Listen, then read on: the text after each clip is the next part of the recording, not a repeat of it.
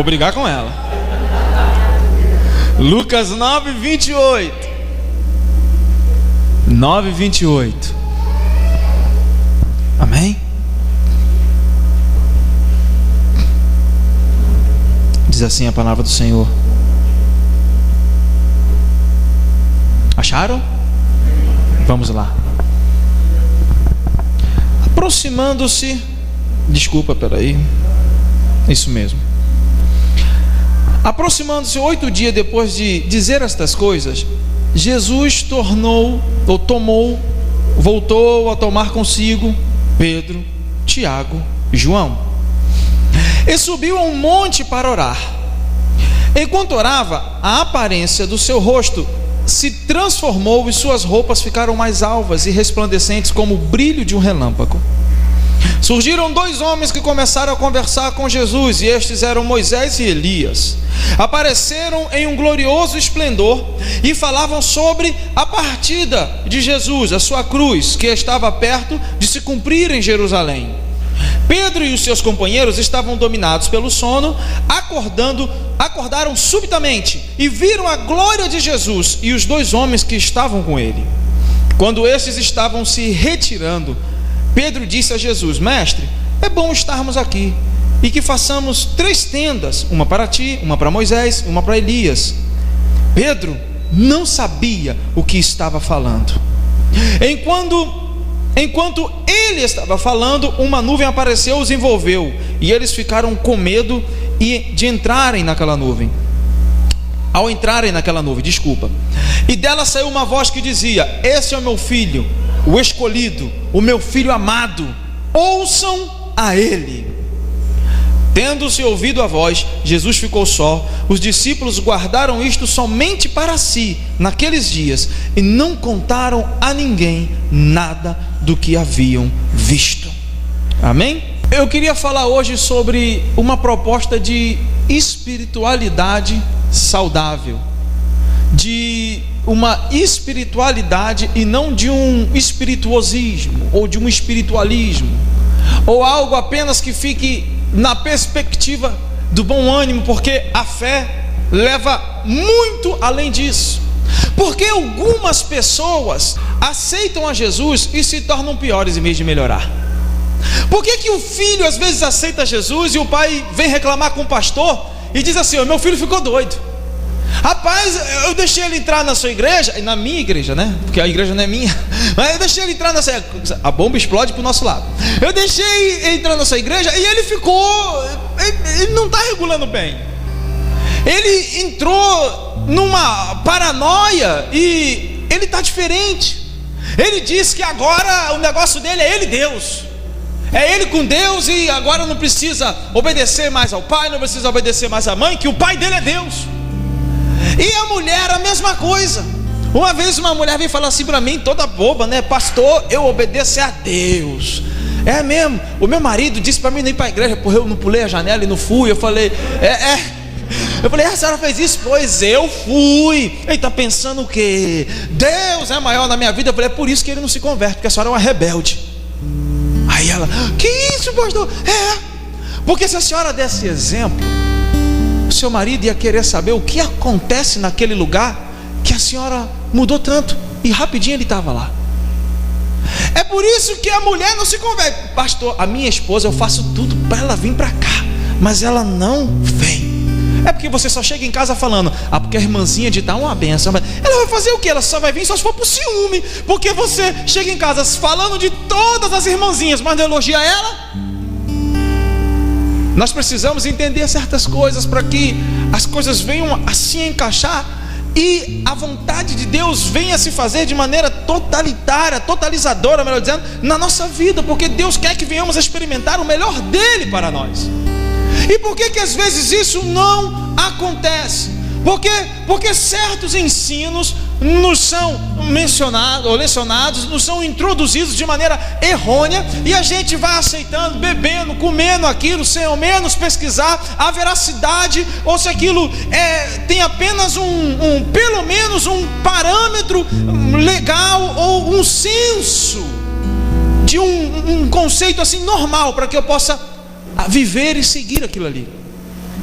E dentro disto aqui que eu li, você encontra, hoje eu vou só começar, mas domingo que vem eu vou continuar falando. Será que estamos vivendo uma espiritualidade sadia? Será que estamos vivendo uma espiritualidade na atmosfera daquilo que o Senhor quer para nós? Vamos ver isso aqui? Amém? Amém? Característica de uma espiritualidade. Deixa eu falar uma coisa para você. Espiritualidade não é dom. Dom Deus dá a quem quer.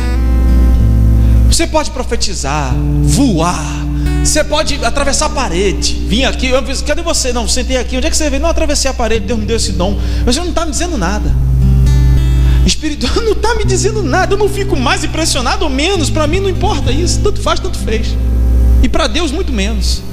Espiritualidade é o seu caráter no dia a dia. É aquilo que você vive quando você tranca a porta do seu quarto, ou quando ninguém está vendo você, onde só Deus está te vendo. Aí você mostra se você é espiritual ou não. Repita comigo: espiritualidade é testada no escuro. De novo, espiritualidade é testada no escuro. Porque muitas das vezes as pessoas mascaram o seu caráter em cima do dom. Já que eu tenho um dom e Deus me concedeu isso, é uma bengala, um cartão de crédito, uma legalidade para eu poder fazer o que eu quiser. Afinal de contas, eu estou com a bola toda com Deus. Então eu posso falhar ali, eu posso errar aqui, eu posso olhar errado aqui, eu posso somente são R$50, ninguém vai ver e tal. Afinal de contas, Deus me deu o dom da profecia, o dom da cura, o dom do que for. Não. Por isso que a maioria das pessoas que são mais rebeldes são as que mais são cheias de dom, que mascaram a sua rebeldia e a sua falta de caráter em cima do dom, e para dizer: Deus me falou para fazer isso, quando quem falou não foi Deus, foi o próprio eu da pessoa. É a sua rebeldia incrustada no mais profundo do âmago do seu ser, e ele usa a falsa espiritualidade para mascarar a sua falta de caráter. Olha o que acontece. Toda espiritualidade sadia tem que ser cristocêntrica. Presta atenção. Uma espiritualidade sem que Jesus seja o centro de tudo é uma espiritualidade falsa. Não adianta você vir para a igreja se Cristo não for o centro de tudo. A espiritualidade não é prosperocêntrica. Deus quer te prosperar? Quer. Deus quer consertar a sua família? Quer. Deus quer te dar um maridão, uma esposa, amém, os solteiros aí? Quer. Mas isso não é o fator principal. Isso não é o centro. Deus quer que o seu marido venha se tornar uma bênção, o seu esposo venha se tornar uma bênção, você venha passar no vestibular. Quer. Amém? Deus tem isso para você, mas isso não é o centro. Talvez Deus tenha o plano, eu não sei, de você ganhar um salário de 10 mil, 15 mil dólares, eu não sei. Amém? Ninguém disse amém? Mas, amado, olha, quando eu falo isso, não se espanta não. Ai, o pastor está pregando a desgraça. Não estou pregando a desgraça. Eu estou falando que o centro de tudo é Jesus. Não é o dinheiro, não é a cura, não é a bênção, é Jesus. Amém? Mas Deus tem muita coisa para você. Nós temos pessoas aqui que se formaram, outras que estão fazendo outra faculdade, outras que estão com duas pós-graduação. Amém? Amém? Eu estudei, fiz pós, não tenho mais tempo, vou fazer outra pós. Irmão, você não está proibido de experimentar o melhor. Amém? Por isso, se for lançado algo aqui, nós estamos num ambiente onde Deus está. Pega para você. Amém? Falar, o maridão abençoado, o anjo está pensando com a bandeja aqui, com o maridão, opa, é meu.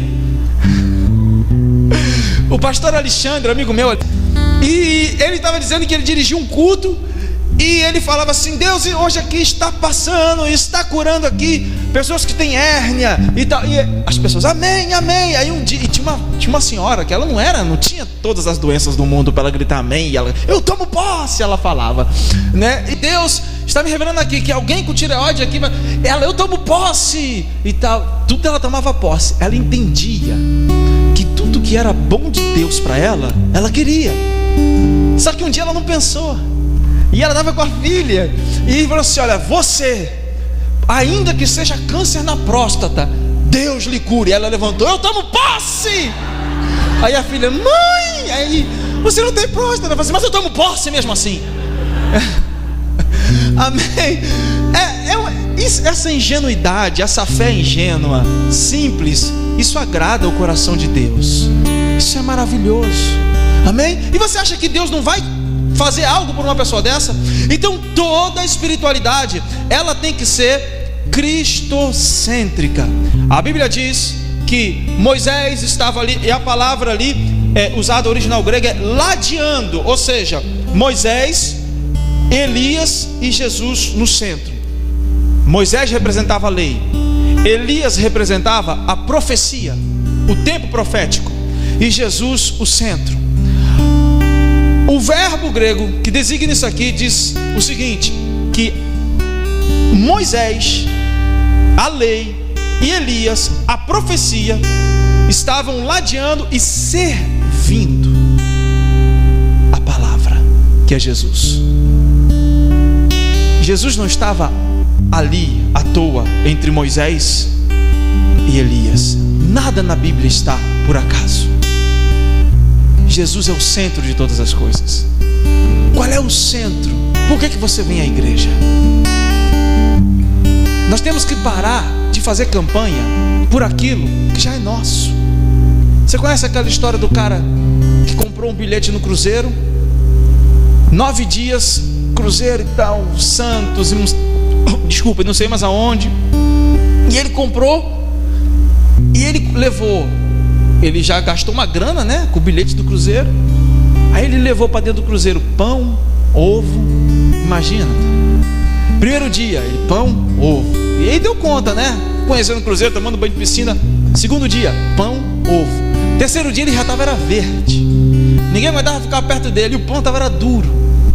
Quarto, quinto, no sexto dia, o amigo falou: rapaz, tem alguma coisa errada com você. Esse navio balança, você e desce, come algumas coisas, você sobe. Eu não vejo você no restaurante. Cara, não tem dinheiro, é só mesmo nas descidas a gente. Aí ele: não, cara, quando você comprou o bilhete, já dava direito a tudo: almoço, lanche, café da manhã, salão de beleza. Amém, mulheres?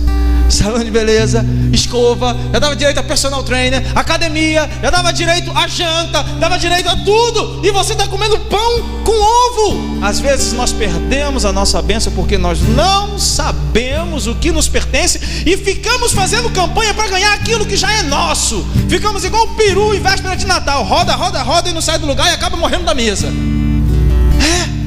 Amados, quando eu vejo é 7 domingos da campanha derrubando a muralha de Jericó, já caiu, minha amada, minha benção, já caiu.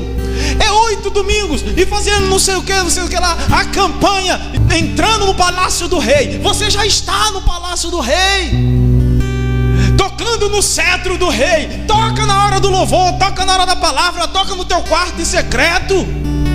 Mas a gente fica 5 campanhas daquilo, 7 propósitos não sei do que, campanha não sei mais do que, propósito eu nem digo, mas campanha não sei do que, campanha não sei do que, campanha não sei do que, e ficamos presos em campanhas e correntes, quando a Bíblia diz que se conhecermos o Filho do Homem, Ele nos fará livre. Se Ele nos libertar, verdadeiramente somos livres. Então deixa essas correntes caírem.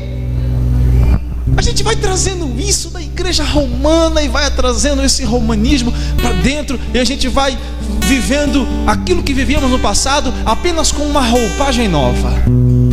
E não é isso que Deus tem para a gente. De uma vez por todas, já caiu. Cristo é o centro de todas as coisas. Eu vou para a igreja porque é uma bênção.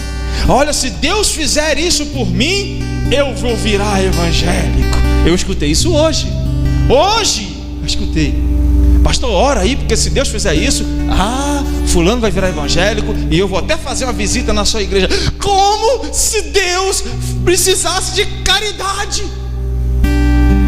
como se a gente estivesse fazendo um favor para Deus. Amados, você pode viver a sua vida inteira sem Deus, mas terrível vai ser morrer sem Ele. Meu amado, você não está fazendo um favor para Deus. Deus sem você é Deus. E você sem Deus, quem é você? Agora Deus continua sendo Deus, e a despeito dele te amar ou não, a sua condenação vem. Ah, mas porque Deus me ama, não me condena.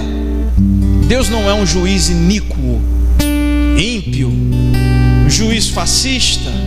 Deus não é um juiz de 2 pesos e 2 medidas. Se aqui na terra, homens que são falhos, ainda se houver este caso, que eu acho difícil, um pai, na hora, sendo juiz, na hora que ele for julgar um caso, ver que do outro lado está o filho dele, um assassino, um sequestrador, não sei, ainda assim ele vai preso, e esse homem sendo falho, juiz, quanto mais Deus que é perfeito, e perfeito é o seu amor, e superabunda a sua justiça. E aí? Então Ele te ama, mas Ele te ama tanto que permite vir, que você venha, ou melhor dizendo, da maneira que você está. Mas Ele te ama mais ainda para te deixar da maneira que você está, ou que você quer permanecer. Feche os seus olhos aqui, na direção de Deus. Senhor, que Cristo seja o centro. Ó Pai, o Evangelho sadio, precisamos viver uma espiritualidade sadia, onde Cristo passe a ser o centro. Senhor, seja o centro de tudo, seja o centro da nossa vida, Rei maravilhoso, oh Rei, Rei sobre todos os reis,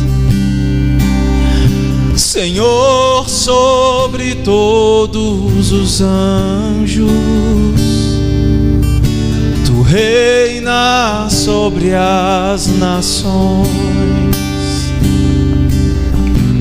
glorioso Filho do homem, o Rei sobre todos os reis. Se você souber, pode cantar. Senhor sobre todos os anjos, Tu reinas sobre as nações, glorioso Filho do homem. Ó Senhor, Tu és Rei. Quantas das vezes, ó Pai, nós colocamos, ó Senhor Deus, o nosso bem-estar na frente, um carro novo como centro do nosso culto, a saúde de um filho, da esposa, do pai como centro do nosso culto, o emprego ou passar na faculdade como centro do nosso culto. E quando conseguimos tudo aquilo que estamos buscando, cavando, conseguindo, alpinando, almejando, ó Senhor Deus, galgando, ó Pai, largamos o Senhor de lado, porque o Senhor não era o centro do culto, ó Pai. Senhor Deus, que o Senhor volte a ser o centro. Esse evangelho, ó Senhor Deus, que bota tantas coisas no centro, caia por terra. Que se levante a tenda de Davi, que se levante, ó Senhor Deus, ó Pai, a geração de adoradores, que não adoram, ó Pai, apenas com seus lábios, mas adoram em espírito e em verdade, adoram nas práticas das suas ações, ó Senhor Deus, nas suas práticas, ó Senhor Deus, odiernas, ó Pai, diárias, ó Senhor Deus, ó Pai, que adoram, ó Senhor Deus, todos os dias, ó Pai, aos olhos abertos, ó Senhor Deus, e no escuro, ó Pai, que adora na luz, ó Senhor Deus, e adora nas trevas, e as trevas se tornarão luz, porque a Tua palavra diz: brilha a vossa luz. Sim, Senhor, amém. Segunda coisa, toda espiritualidade tem que ter cruz. No versículo 31, olha o que diz: eles conversavam sobre aquilo que havia de acontecer em Jerusalém. Eles estavam conversando sobre a condenação, eles estavam conversando sobre a crucificação de Cristo.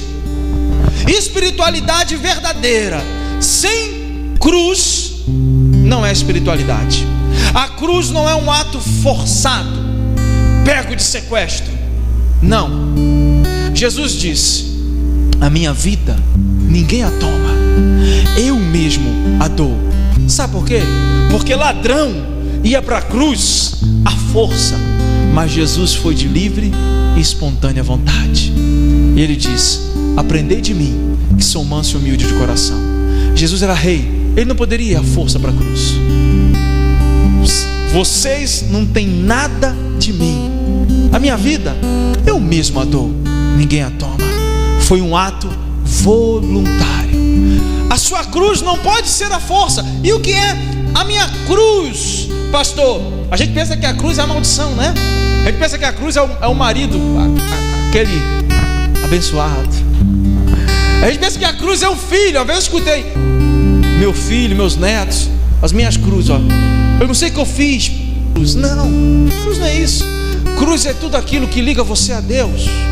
No sacrifício da cruz nós fomos ligados a Deus, porque Deus estava em Cristo na cruz do Calvário, reconciliando o mundo com Ele mesmo, não imputando aos homens os seus pecados. A sua cruz não é o seu professor de física, não é o seu professor de biomotricidade na faculdade, não. A sua cruz não é o seu professor de matemática. A sua cruz é tudo aquilo que ligue você a Deus. Não é o seu pai, a sua mãe que implica com você, que te bota de castigo, que não libera você para sair final de semana. Não é. A sua cruz, primeiramente, é negar a si mesmo, porque Jesus diz: negue a si mesmo e tome a...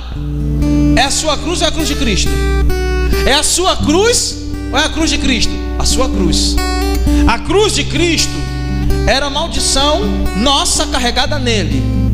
Então em mim não tem mais maldição. Ele levou a minha maldição na cruz do Calvário. Então a minha cruz não é a cruz de Cristo. A cruz de Cristo é uma coisa, a minha cruz é outra. A minha cruz é quando eu saio. A gente está acostumado a falar de cruz somente de renúncia, né? Mas é renúncia também. É quando eu saio para evangelizar os perdidos. A minha cruz é quando, em favor do outro, de um julgamento peremptório, precipitado, equivocado, eu continuo amando para que eu não venha causar escândalo nele ou em outrem, e que esse alguém não venha se desviar do evangelho. A minha cruz é quando eu sou julgado e olho para a pessoa não com falsidade, mas com amor em Cristo, dizendo: eu te amo e continuo aqui do seu lado, para que o outro, não se escandalizando de mim, não perca a sua fé e eu venha ser responsável pela sua alma. Porque a Bíblia diz: ai daquele por qual vier o escândalo. O escândalo ali no grego é o escandalon. O escandalon significa colocar pedra de tropeço no caminho de alguém. Alguém vem no caminho certo, você coloca uma pedra e ele cai. Ele cai. A minha cruz é quando eu nego a mim mesmo, tomo e sigo. Se eu não tiver essa cruz, eu apenas troquei de roupa. E aí você vai virar um crente sem graça. Tem gente que é crente porque troca de roupa. Pô, eu virei crente, por quê? Não, porque agora eu troquei minha roupa. Porque agora eu não dou mais bom dia, eu digo a paz do Senhor.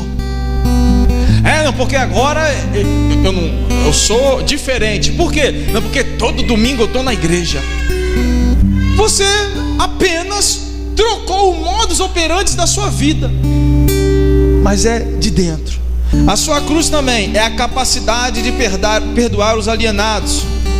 É o sofrimento pelo absurdo momentâneo em Deus, a solidariedade pela necessidade básica material do ser humano. Não tem como você carregar a sua cruz se você não se compadecer por aquele que é desfavorecido, e você tendo tanto e ele tendo tão pouco, e você não se compadece de ajudar. É a renúncia. Uma menina está fazendo um doutorado na Itália, e ela é uma das voluntárias da ONU, das organizações da Nação Unida, e ela é evangélica, e defendendo a sua tese de doutorado e tal, ela tocou no nome de Deus. E aí uma pessoa falou: peraí, você está defendendo uma tese de doutorado, você que é da ONU, está falando aqui em Deus? Aí um examinador disse o seguinte: se Deus existe, por que há tanta fome no mundo? E a Carla, é o nome dela, ela disse o seguinte: se há tanta fome no mundo, a culpa é sua e não de Deus. Aí ele: como assim a culpa é minha? Porque o Senhor compra 6 pães come 3 fica duro, e o Senhor não dá para ninguém. Em escala proporcional, geográfica, no mundo inteiro, me diga quantas toneladas de comida são lançadas fora todo ano, e tem gente no lixo catando comida. Então, se há fome, é porque eu não reparto o meu pão que sobra dentro da minha casa. Se há fome, é porque eu deixo trigo passar a validade, e passou a validade, o que eu vou fazer? Eu comprei a mais desnecessariamente, e eu jogo fora, mas não dou para uma organização o trigo ou o dinheiro para comprar o trigo. Se há fome, é porque eu dou tudo que o meu filho quer. Mãe, eu quero isso, come. Não quero não. O que você quer agora? Eu quero isso aqui. Ai, não quero não. No final do dia você gastou 30 reais com abençoado, 30 reais com ele. E para não falar, e ele mimado, ela mimada, levou o seu dinheiro, não comeu nada do que você deu. Está criando um monstrinho dentro de casa. Está criando um monstrinho, um baby sauro. Não comprou nada, não comeu nada. Dinheiro que poderia servir para alguém. Se há fome no mundo, a culpa não é de Deus, a culpa é nossa. A culpa é nossa. Deus não é bom porque há fome, e Deus não é ruim porque há desastres em escalas horrendas. Porque enquanto morreram milhões num tsunami no Japão, nasceram milhões de crianças no mundo inteiro, e pais levantaram essas crianças agradecendo a Deus por elas terem nascido perfeitas. Então Deus é bom porque essas crianças nasceram, ou Deus é mau porque não sei quantas mil pessoas morreram? Deus não pode ser julgado por essas coisas. Por isso que a Bíblia diz: provai e vede que o Senhor é bom. Prove dele, prove, e depois você vai ver. Terceiro e último, característica de espiritualidade. Primeiro, nós vimos que a espiritualidade tem que ser cristocêntrica. Segundo, tem que ter cruz. E a cruz não é a maldição Jesus levou, é o negar a si mesmo e outras coisas que nós já falamos aqui. E terceira característica de espiritualidade saudável é aquela que obedece o Evangelho. Olha o que Deus falou: este é meu filho amado, a ele. Vamos ler? Vocês não estão lendo? Pega a sua Bíblia aí. Vamos lá. Abra Lucas 9, 35. E diz assim, ó: e dela saiu uma voz que dizia: este é meu filho amado, este é meu filho escolhido, a ele ouvi. Quem é que você está ouvindo? Porque há tantas vozes dentro de nós. Talvez você está aqui e está falando: eu não sei o que eu estou fazendo aqui. Eu queria estar em casa assistindo os gols do Fantástico. Eu tenho uma peça para ir. Eu vou ligar para a Paty, eu vou ligar, passar um torpedo, um WhatsApp para a Paty, para a Tati, para a Beth, para a Pete. Meu Deus, isso está me enchendo a paciência. Quando você começar a ouvir a Cristo, você vai ver que essas vozes vão começar a se calar. Vozes que são contrárias à vontade de Deus. Meu amado, nós ouvimos a todo mundo. O interessante é que uma pessoa que a gente nunca viu, e porque o cara é gente fina, maneira, descolado e tal, eu acho que é isso mesmo que ele falou. O interessante é que se chegar um político aqui, bem armado, com uma neurolinguística afiada, com todas as suas vestes já predispostas a atrair a sua atenção dentro de um pseudo-hipnotismo vestuário, você vai ficar olhando para ele, e tudo que ele falar você vai acreditar, e você nem conhece essa pessoa. Nessa época de eleição eu vejo tanta gente iludida. Ele falou que vai dar um emprego para mim. Vai dar sim, infeliz. Vai dar. Vai nessa. Depois vem chorando. Ele falou que vai. Rapaz, é o neguinho falando. Não, porque ele é amigo. O senhor não conhece, pastor? O senhor não pode falar de quem não conhece. Ele é amigo do meu tio, que é primo do meu avô, que é sobrinho do meu vizinho, que é assessor do deputado de Camutanga, da Paraíba. E ele falou que tem uma influência aqui que ele vai, e a gente acredita. Agora o próprio Deus, nós não acreditamos às vezes. A gente fala às vezes para a pessoa diz: ih, pastor, será? Será não? Crê, porque a Bíblia diz que tudo é possível ao que crê. Aplauda o Senhor.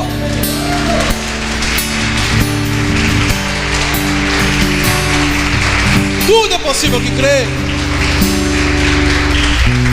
Esse é meu filho amado, a ele ouvir. Que palavra nós estamos ouvindo? Às vezes a gente ouve a do conforto da nossa alma. Não vou pro culto não, tá tão frio. É porque o pessoal pensa que aqui em Juazeiro faz frio, né? Esse tempo aí, né? Essa hora o meu irmão saindo lá de Santa Catarina para ir para a igreja, 5 graus, menos 5. Não, não. A palavra da cruz, eu quero, esse negócio de cruz que o pastor falou, eu não gostei. Mas você quer leite condensado na cruz? Tem gente que quer comer. Eu botei uma coisa no Facebook: assim como não se coloca açúcar no chimarrão, eu falo daquilo que vivo, chimarrão eu tomo todo dia.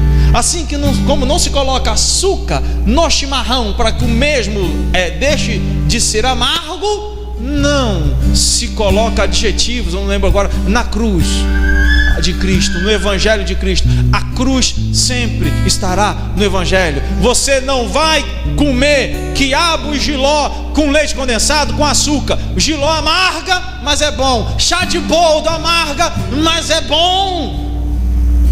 Mãe, eu não gosto de jiló, e amanhã eu vou botar um negocinho que você, açúcar no jiló, vai piorar. Eu não vou colocar leite condensado na cruz. E você quer escolher o que você quer ouvir. A gente quer escolher. Deus diz a ele ouvir, ou seja, tudo que ele disser é bênção para a sua vida. Tudo o que ele disser é bênção para a sua vida. A ele ouvir. Quem nós estamos ouvindo? Nós estamos ouvindo o nosso cansaço, estamos ouvindo o conforto da nossa alma, estamos ouvindo o nosso consciente egoísta, egocêntrico, hedônico. Estamos ouvindo. Nós ouvimos o nosso consciente egoísta.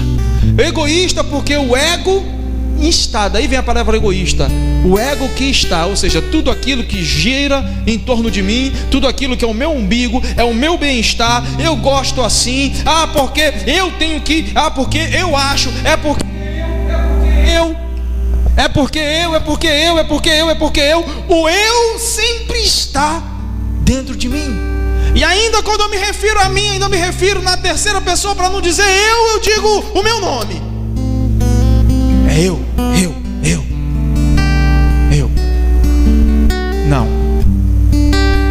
Não pode ser.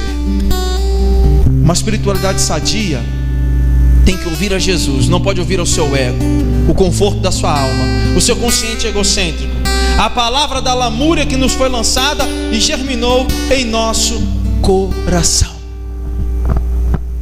Alguém vem lamentar para a gente não escuta. A gente tem dificuldade de escutar pessoas contando o sucesso dela, mas lamúria, a gente para e fica escutando a desgraça, lambendo a ferida junto com a pessoa. Já viu isso? Uma pessoa começa a contar o sucesso, você daqui a pouco começa a se incomodar.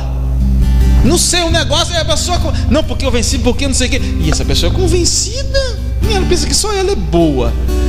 Não, porque eu passei em primeiro lugar, porque eu não sei o que, porque eu não vou falar mais nada, porque tudo que eu falo, ela faz melhor. A gente se incomoda. Agora, se essa pessoa sentar do seu lado e falar assim: irmão, minha vida, se eu te contar minha vida, dá um livro. Minha vida dá um livro. Eu amo ler. Senta, vem cá.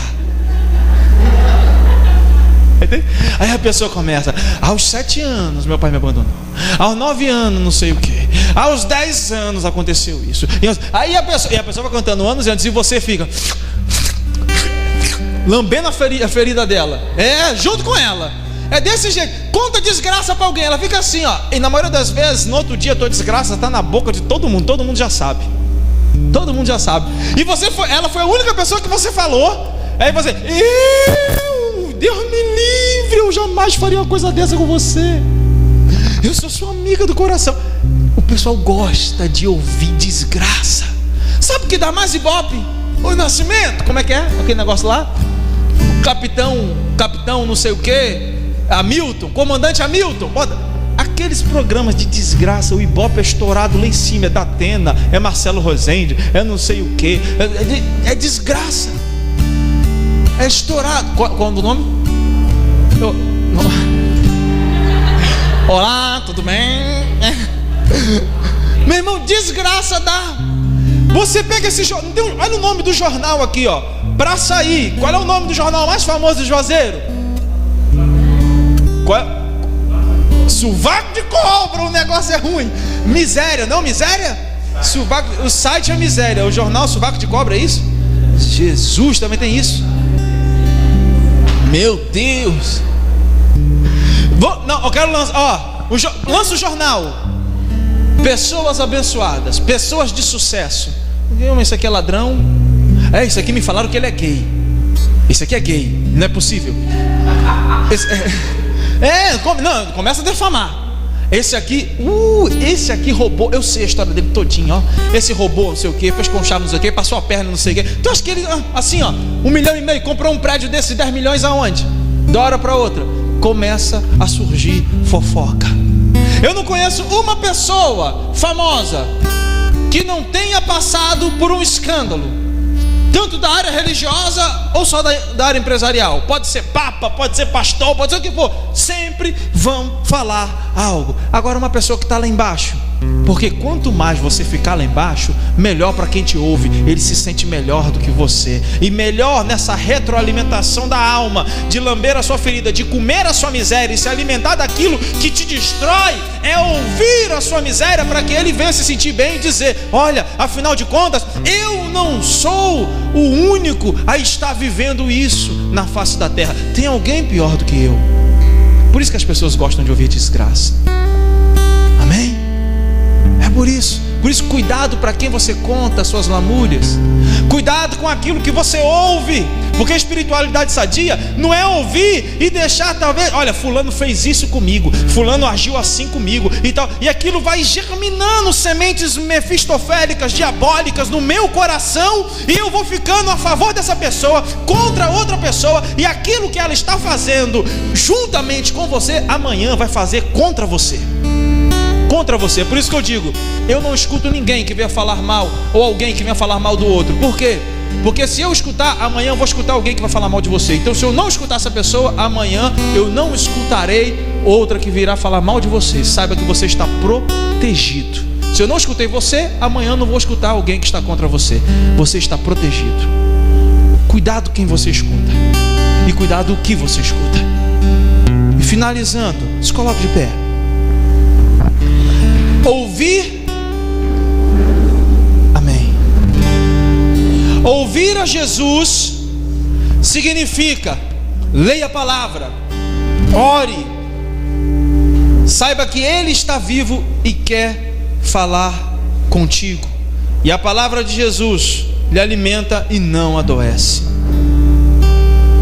Amados, quando Pedro estava andando por cima d'água, quando Jesus apareceu naquela tempestade, e Pedro recebeu uma palavra, um comando de Jesus, e ele foi mediante esse comando.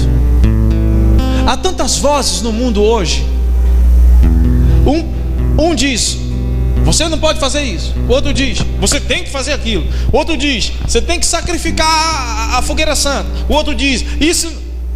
Tenha o senso de ir à palavra, e não entendendo, busque pessoas maduras, líderes, pastores maduros, que possam lhe explicar em conformidade do Evangelho, em conformidade à palavra de Deus. E ainda assim, volte e leia de novo. Você não é uma vaquinha de presépio que tudo que fala, você... É por isso que tem tanta moda por aí.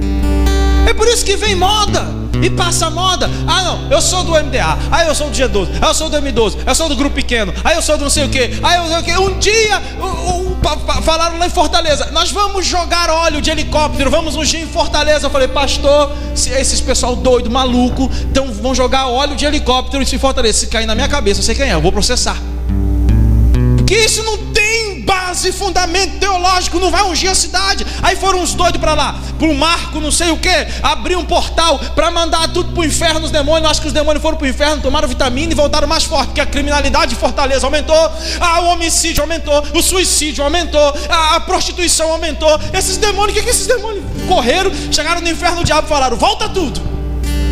Irmão, ouvi a Jesus, ouve a Jesus, leia a palavra dele, ore, feche os seus olhos, converse com Deus. Nesse momento você vai conversar com o Senhor. Você não veio aqui porque você não tinha o que fazer em casa. Eu não acredito que você veio para ver alguém. O Espírito Santo te trouxe aqui, e se Ele está aqui, Ele quer que você receba algo dEle. Ele quer que você receba algo dEle nessa noite.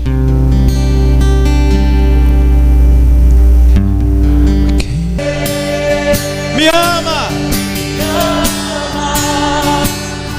e o seu amor é tão grande, incondicional. Deus me ama,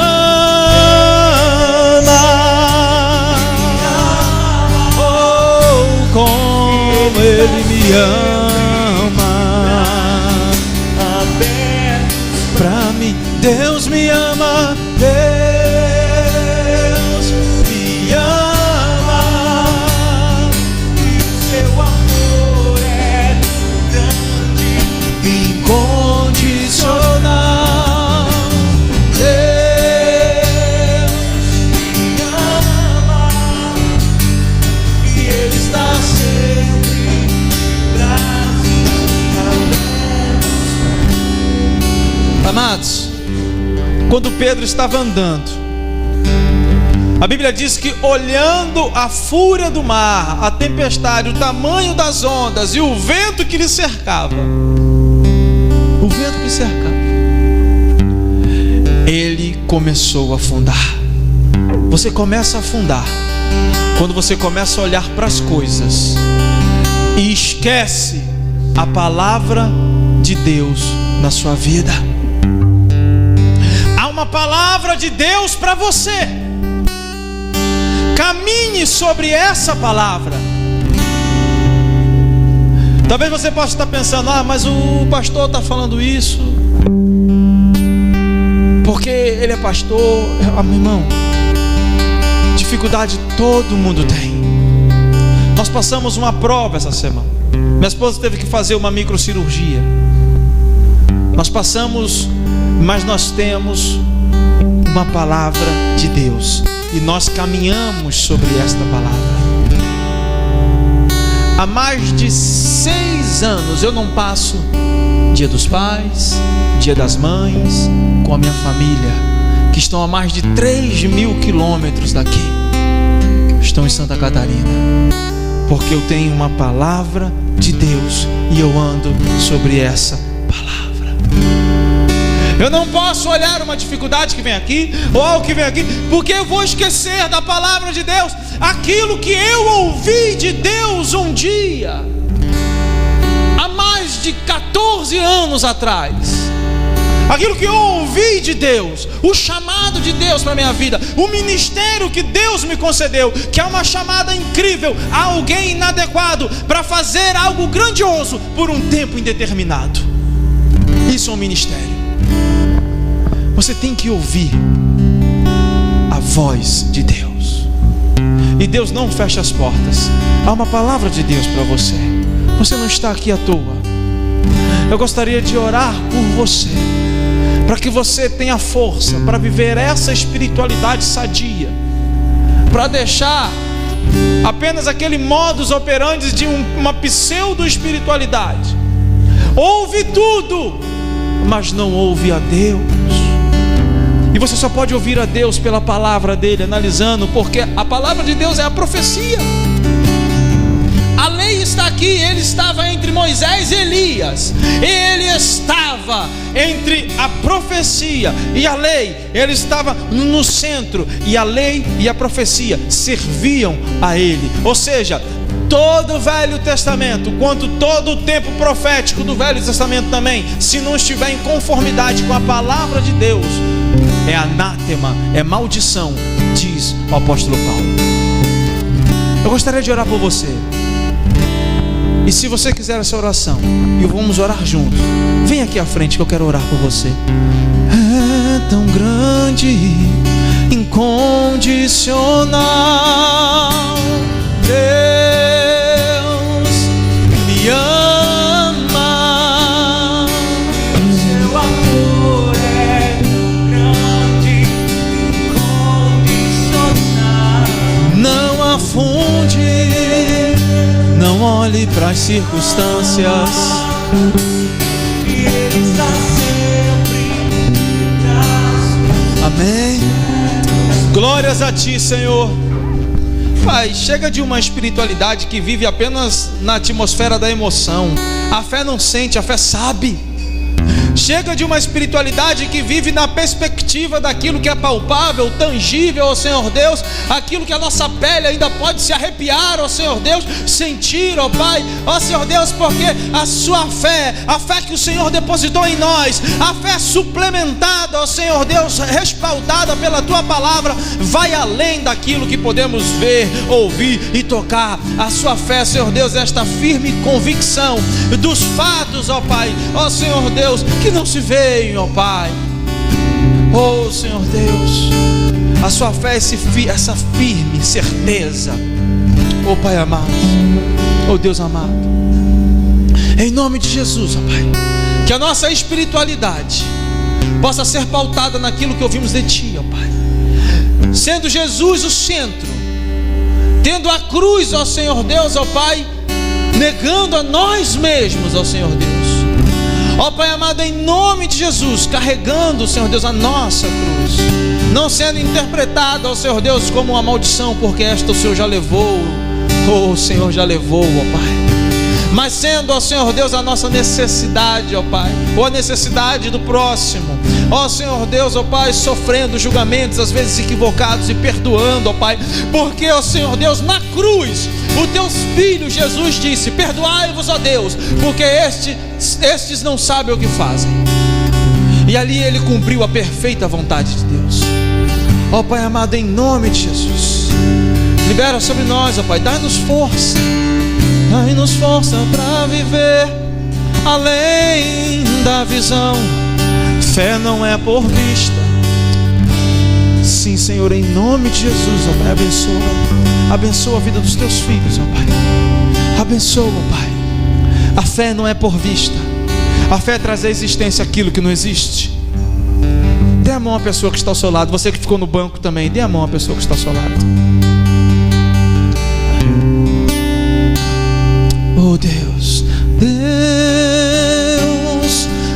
me ama, o Seu amor é tão grande, incondicional. Oh Deus me ama.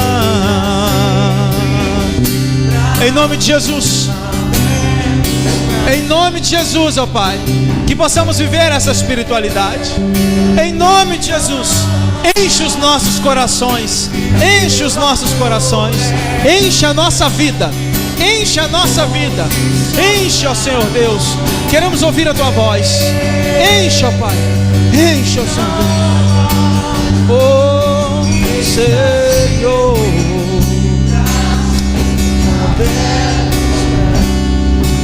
Deus tem coisas grandes. Eu já falei a diferença de um sonhador e de um realista. O realista, ele sabe aonde vai chegar. O sonhador, ele já esteve lá. Aonde é que você se imagina? Isso não é pensamento positivo. Isso não é mantra. Isso não é xamanismo. Mas pastor, eu me imagino e lá eu vou chegar. Peraí, a Bíblia diz, Provérbios: assim como o homem imagina no seu coração, assim ele é. Como você se imagina? Miserável? Aquele coitadinho Nós somos pequenos demais perto de Deus, sim, mas foi pago um alto preço, porque ninguém paga muito pelo que vale pouco, e foi pago um alto preço na cruz do Calvário, para que eu e você estivéssemos aqui hoje. Então valorize o sangue precioso, valorize o sangue. Deus deu talentos, Deus deu dom. Foi falado aqui ontem nos jovens, um talento era de 34 a 56, 60 quilos de ouro. Deus deu talento a vocês. Ele depositou, você é depositário de Deus, você é a poupança bancária de Deus. Por isso que ele diz: multiplique, senão ele tira de quem tem e dá ao que tem 10. Aquele que está multiplicando está lá. Multiplique, não deixe morrer com você, não enterre, não seja coveiro, seja um parteiro. Traga à luz aquilo que Deus tem a você. Que o seu coração possa incendiar, que você possa sair daqui hoje, depois de comer o crepe e o empadão ali, amém? Sai daqui hoje convicto disso, que Deus tem uma chamada extraordinária para a sua vida, amém? Aplauda o Senhor, e glória a Ele. Deus